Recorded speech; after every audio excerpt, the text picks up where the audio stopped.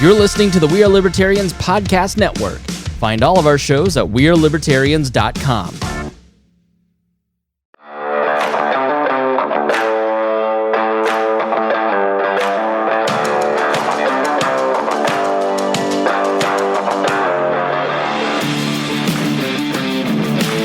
Prepare yourself. You're on the run with Remso W. Martinez. I don't want it to sound cliche, but 2021 felt like it was never going to end. I mean, I didn't quite enter 2021 under the best circumstances. We don't need to get into that entirely. But man, 2020, what made 2020 easy was that I was living at home with my parents. Other than that, 2021 was me having to live with my parents while also unemployed for the most part. So, at least when I was working, they didn't mind me being at home, especially since there was a global pandemic. But when you're not working and you're at home, then it just gets a different type of annoying. But in all seriousness, my family did so much for me. They always have. And this will be the start of the first year where I have been really on my own in a long time. I mean, I was away for college and stuff, but very, very different circumstances. I spent my New Year's back in Wisconsin. Flew out a few days after Christmas to get back, readjust, get things set up. Gonna be traveling a little bit. Gonna be traveling to Las Vegas in a couple weeks, and then I'll be traveling to Arizona, and then in February, and then in March I may or may not be in Los Angeles. I will be in Maryland for a bit for a friend's wedding, and I've got my wedding in May. So this is already off to a great year. Because even though I had to spend New Year's alone, I spent it in a warm, nice apartment. Had my sparkling Welch's grape because wasn't really feeling like drinking alone. And other than the cold, it just feels weird because I feel like sometimes I want to complain about the lack of parties that I don't get invited to. Not that I wouldn't have wanted to go, or all my friends are back home. But no, it's like my friends are probably doing nothing as well. So it's just weird. A lot has changed. And, we started this show at the beginning of the pandemic, and then it's gone so many crazy directions. Let's just talk about on the run as is. Let's not just talk about my life. You can go back and listen to the hundreds of episodes we've done, and you can listen to all the crazy shit that's happened last year and the year before that and everything. But let's just talk on the run specifically. It's supposed to be a travel show. And the month that it premieres, COVID happens. So then it turns into what it is now, which is a show about this on-the-run mentality of engage, overcome, and adapt, rub some dirt in it and carry on, so to speak. And then it turned into 2021, where I was mostly on the run, recording podcasts from my car, recording podcasts in friends' basements and living rooms and hotels, and we had the We Are Libertarians Facebook group taken down. Thousands of people who otherwise were either too lazy to find another way to engage with us or didn't care. But either way, a lot of them were downloading and subscribing, so that group gets zucked, and a lot of people just disappear that way. My old Parler account, some of you may have come over from Parler, and that account had 28,000 followers on it, and that gets shot down almost immediately in January. After I leave Parler, after I'm already dealing with the repercussions of that, I'm thinking, well, at least I have 28,000 people, and then that gets canned. Update on that, I did finally delete my old Parler account. I remember posting in July that I would no longer be posting to Parler, and that if you wanted to keep up with me, most of the time you could sign up for my newsletter, remso.substack.com. But, I did finally go back, I think the week after Thanksgiving, and I just deleted it just to finally, put old Yeller down. So lose the We're Libertarians Facebook group, thousands of people, phew, gone. Parlor, phew, gone. And it's not like when it came back, those 28,000 people were there. My posts used to get seen like 100,000 times. And then they were getting viewed like twice. So it's not like I lost anything when it came back. It wasn't some like brave sacrifice. There was no one there, and I just didn't want to think about it. So I killed it. But what else? Oh, the YouTube channel. While some videos still get uploaded to YouTube, YouTube doesn't upload any of my shows. They will upload live streams from the Chris Bangle show and one other show, but they don't post any of mine. They don't post any of Brian Nichols.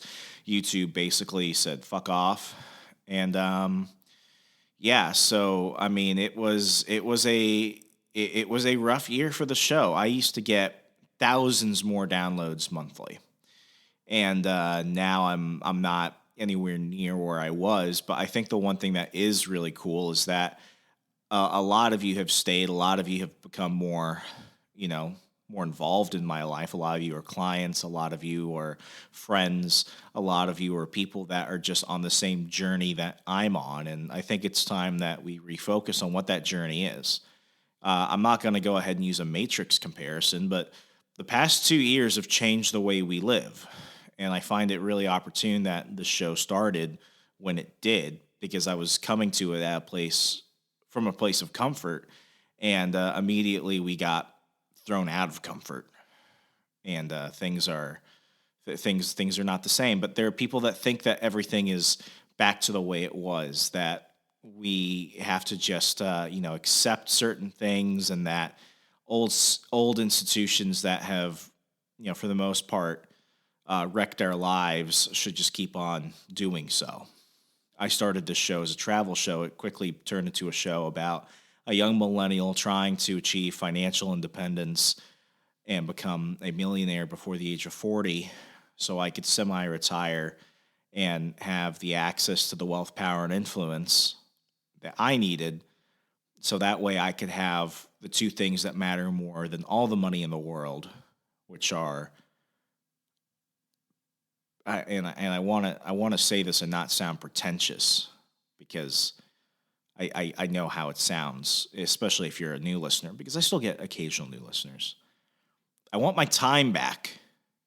I want the time they took from me. Going through their public schools, going through all the shit that they make you do for everyone else's gains, corporate America's gains, the government's gain. All the time they took from me during COVID.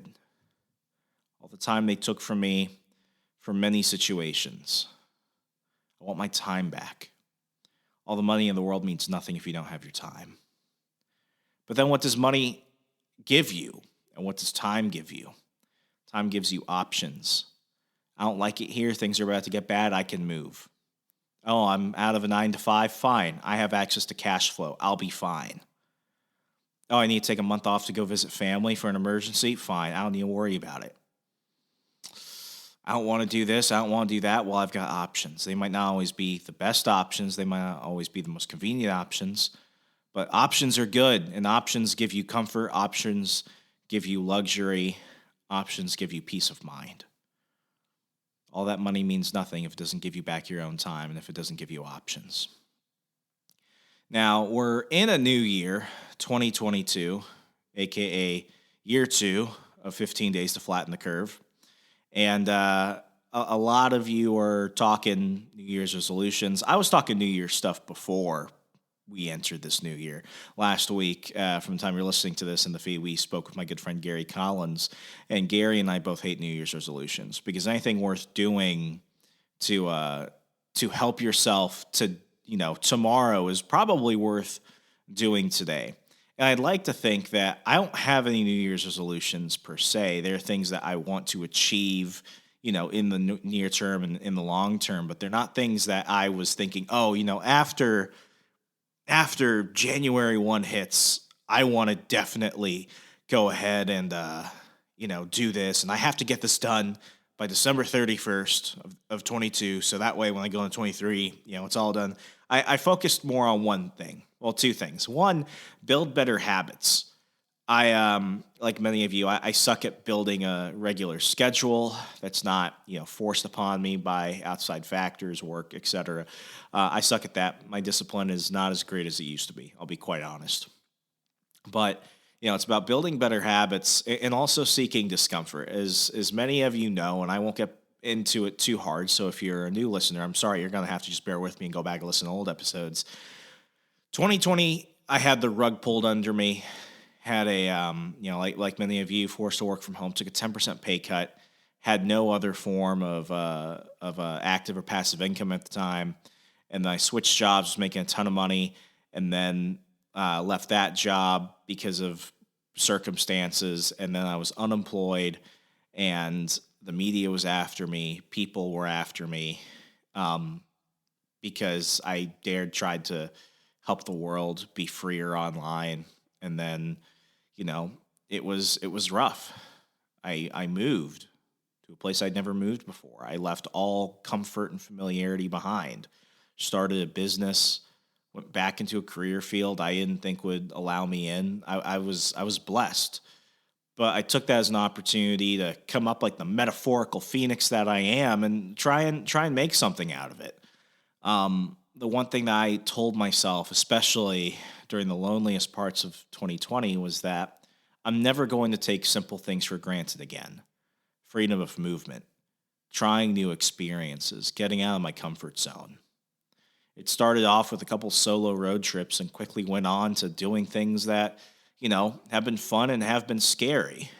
Let's just look at what I started doing when I came to Wisconsin. I never thought I'd be doing Brazilian Jiu-Jitsu in a million years. But, that's the thing about it. You don't know what you're going to do sometimes. I also knew that I wanted to work on my copywriting skills and that, as we've done episodes in the past, build new active and passive streams of income.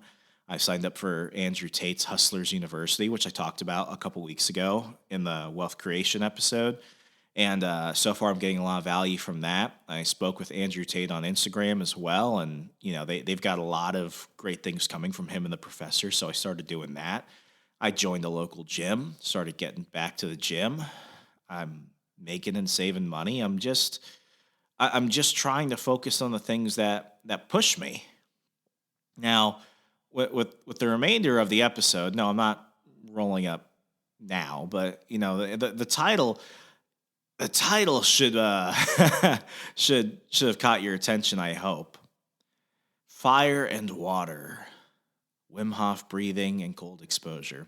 About a month and a few weeks ago, so about like mid to late November, I went ahead and had an amazing guest on, Joshua Janis. He is the owner and chief coach at the Gentle Art Lifestyle. It's a jiu-jitsu program in which he conducts jiu-jitsu seminars throughout the country. He's part of Brazilian Jiu-Jitsu Globetrotters, BJJ Globetrotters. He's a celebrity within the world of Brazilian Jiu-Jitsu and grappling. But on that show, we talked about, what it's like to get into this sport, this lifestyle for new people. And at the end of it, we spoke, and he told me that he was not only doing a Wim Hof breathing and jiu-jitsu camp on the weekend of my birthday, but he was doing it in South Milwaukee. And I was like, you know what? That sounds freaking amazing. I want to give that a try. Now, Wim Hof breathing, the Wim Hof method is named after this guy named Wim Hof. Basically, to pull a long story together and make it nice and short, he basically came up with a breathing style which apparently does a lot of miraculous things. It helps with inflammation. It helps regulate your body temperature. It helps increase your cardiovascular levels. It helps you endure extreme amounts of pain. In one example, this guy climbed Mount Everest in nothing but his shorts, doing this breathing method. And then at one point, they actually injected him with a live strain of Ebola, and he beat Ebola. You can go on YouTube and just do Wim Hof, and it's amazing. So you've got this crazy breathing style, which is usually done with cold exposure as the big test. So Joshua has been doing this for years. He suffered from asthma, and as an athlete in doing other combat sports, he found that it helped him with his jiu-jitsu, and it also just helped him deal with the stresses of life, anxiety, a lot of things. And if there's one thing I absolutely freaking hate, it's the cold. Not just cold, but that wet cold where you just can't escape it. I had a really traumatic experience in the Army where, long story short, again, we were out in a live training exercise out in the field for about a week, and at one point we got the most epic thunderstorm in Kentucky history, and it was bad and it was freezing. And it was so bad, they actually pulled a bunch of the other platoons out of the field, but we were the farthest out. So they just literally said over the radio one night, "We're sorry, you've got to stay there." And I remember seeing the lightning hit trees and strike near my friends and sparks flying from the ground and stuff like that. And, went from like 110 degrees and 100% humidity during the day to, around 20 at night. And we were cold, and it was me and my rifle and my equipment and my battle buddy right next to me, and we're trying to huddle together to stay warm, and somehow I was able to sleep. But I just remember it was painful for anyone that's ever experienced anything like that, especially, this was not SEER training, but I know a lot of guys who have gone through SEER training through the Army and the Air Force. It's not the torture, the interrogation, the extra hard physical stuff that gets you. It's the weather. It's being vulnerable and exposed, and it freaking sucks. And that bothers me many times. In fact, that's one reason why I do so many sensory deprivation tank sessions. It's because it's calming, it allows me to reset, and I actually do it with this track of thunder and rain in the background when I do those sometimes, breaking the sensory deprivation experience, because obviously you're listening to something. But I do it because it kind of puts me back in that moment and allows me to rebuild it mentally in my mind. So that way, when those triggers happen, I can pull myself out of it and make a new experience. And I've come mostly to peace with it. But actually having to go and be in a physical situation like that was something that I was like, if I don't do it now, I'll never do it. I never will. I'm going to be doing it with an expert in a controlled environment. And I get to do jiu-jitsu as well. So why wouldn't I do it? So I signed up. It was at a great school that was hosting it, Neutral Ground, Milwaukee. We basically had a bunch of different workshops over certain jiu-jitsu techniques. That was a lot of fun. And, I was out of my comfort zone, because not only am I brand new to this lifestyle, but I was also going to another school across town to do something that I still felt like I'm such a newbie at. People are going to think I'm stupid. And, everyone was just so awesome. Everyone there came from all around the area. Everyone went to different schools. I met some great people, including a couple that does their own podcast about marriage and jiu-jitsu, which I'm going to bring them on eventually to do. But, there were other white belts there. It was a good experience, and everyone was just so kind, and we just were all there for the love of jiu-jitsu and wanting to challenge ourselves. So it was a 2-day camp, and at the end of the main day, after a Wim Hof seminar in the morning where we learned the actual breathing technique, which was, I felt like, how is this different than full-on breathing? Well, what you're trying to do is you're trying to inhale completely you're not like huffing the air, and you're just like, I don't know why I'm doing this. You can't see me, but maybe you can hear me. You're like breathing in, and you're really trying to fill up your lungs, and then you quickly, not quickly, but I would be a terrible Wim Hof teacher. Basically, you're allowing the air to exhale at a proper, rate, and then as soon as you exhale all that air, usually we take a pause. Well, what you're doing is you're trying to think of yourself as a wave. So basically, air is constantly moving in and out, and there is no break. There is no pause, and you're focusing on that to build a rhythm. And your mind is focused on that, so that way you keep your heart rate in a regular, healthy rate, and you're able to block out a lot of a lot of the weird thoughts that your body throws to you, in which you get into a fight or flight mode, typically when you're doing something where it's like, am I indicating stress or not? The body gets confused. So basically, we did that in the morning. Then we had a bunch of our jiu-jitsu seminars. And at the end of the night, what we did was we went to the South Milwaukee Yacht Club. And on there, we had a bonfire along the beach. And basically what we were going to do is we were going to wait for the sun to come down. And we were going to do a breathing session around this bonfire. And then we were going to go walk into Lake Michigan. And the goal was to just try and be there in the water for a minute. Because too much, especially on first try, it's going to be a lot for you. So not a lot of people did it. And I'm not going to call them names. I'm not going to judge them. Everyone had their reasons. Some people wanted to see others do it so they could do it the next day, which makes perfect sense. My thing was with me, if I don't do it now, I'm never going to do it. So here I am around this fire. They actually had a bunch of people from the bar come around and try and motivate us and stuff. They were just watching. One guy came out with his son. They were drinking. They're like, oh, we're just going to watch. You guys do your thing, okay? Real Wisconsin. But we went out in like groups of like 3 or 4 at a time, and I was going to be in the second group. So I just remember I took all my clothes off. I had like my beanie on for my ears, and I was just down to my shorts. So no socks, no shoes, no sandals, no shirt. It was cold at that point. And I'm just trying to get into the breathing rhythm around the fire. So eventually, after about 5-10 minutes, I get up. I see the group coming back. I walk out there. And, barefoot on that beach, it's not comfortable. And it's cold. And there was a wind coming. And I was like, why is the wind deciding to come now? This isn't fair. This isn't fun. And eventually I get to where the shoreline is. And there are some people from our class there who didn't go in, but they were there to motivate people, like, good compatriots, good colleagues in this. And they're like, oh, man, come on, you could do it. So I start going in, and the water feels like broken glass. It was just so freaking uncomfortable. And I walk into my knees. I start to feel the waves. They're actually kind of, they're not like super high, but they're about a foot. And I get to my knees, and next thing you know, I hear my coach, Joshua, coming into the water, and he gets to about where I am. He's like, okay, drop. And I'm like, what? He's like, sit down. See if you could sit down. So I'm like, oh, shoot.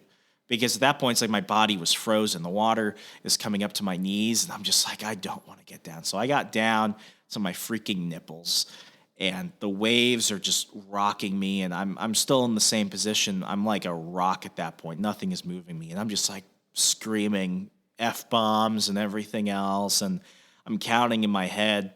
The average person was in the water for about a minute. I think I was in there for about 2 minutes, maybe. Maybe somebody could contest that, but I do know I counted to a minute.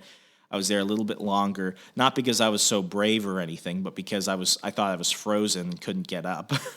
But it was a challenge. And when I got out of the water and started moving back, it's like, my body, I'm telling my body to move at a certain speed, and it wasn't. And this whole time I had not stopped doing the Wim Hof breathing. So I just look like I'm a freak. I'm just like, and I'm shirtless and walking out of the water, and it's pitch black. And, at this point I'm walking up the beach, and I'm like, the beach doesn't feel as like jagged stuff. And then I'm like, oh, it's because I can't feel my toes. And at that point I'm like, oh, I can't feel my dick. So I quickly reach in my pants, and I'm like, okay, the boys are still in town. And get over to the bonfire, and at that point, I'm sitting down. I'm quickly, grabbing my towel, drying up, getting my clothes on, and I sit down. I'm still continuing the breathing because my heart rate was just going a million miles per hour. I had to bring it down, and eventually, everyone did it. And at the end of it, like I felt fine. So it was one of those moments where it was like, people are. The spectators from the bar, who were awesome, cheered us on. Some of them bought us some shots actually afterwards. Like, they're probably looking at us like, those people are freaks. But you got to understand, for me, that's it was a moment that really brought together not just a rough year, a rough 2 years where I feel powerless, where I feel afraid, where I feel my best days are behind me, where I feel like I can't do certain things, where I feel incapable, where I lack the confidence, where my own masculinity is in question by me. And, you know, I say to people, seek adventure in all things, because I would have never, ever thought about doing that in my life. But by taking one step, I was able to take another step, and I was able to keep going, and now I'm more open to things. Because if you had ever told me I'd be doing a jiu-jitsu seminar of Wim Hof breathing where I'm going to be walking into freaking Lake Michigan doing this stuff, I would have said you were crazy a few years ago. But I felt more pride in myself and more achievement in myself standing outside, unable to feel my dick for a few minutes, freezing my ass off with a bunch of strangers who are now good friends, than I have at certain points where I got awards and accolades and public notice. This wasn't something I did for other people. This wasn't something I did to brag. I did this for me, and it was amazing. And I'm not going to tell you whether or not the Wim Hof stuff works. I can tell you, though, that I have continued to do it, not just when I'm rolling in a jiu-jitsu class, but I'm doing it at the gym. I'm doing it throughout the day. If I feel stressed, I'm doing it in the shower. It's just become something I do, taking 10 breaths, every so often at once throughout the day, just kind of spreading it out when I feel like I need to just reset and stuff like that. It is, it's worked for me, and I think it's something that everyone should consider trying. But, the point is to really consider this year, because many of you are still New Year's resolutions-based people, and if that's how you get things done, more power to you. It just doesn't work for me.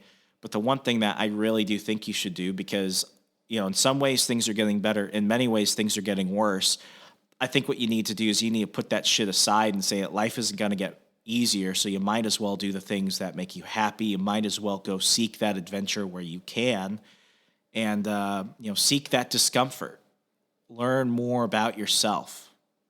Don't think that your best days are behind you because the world is darker. Do it. Be that fire. Be that water. Fire lights things up. Fire is the source of energy.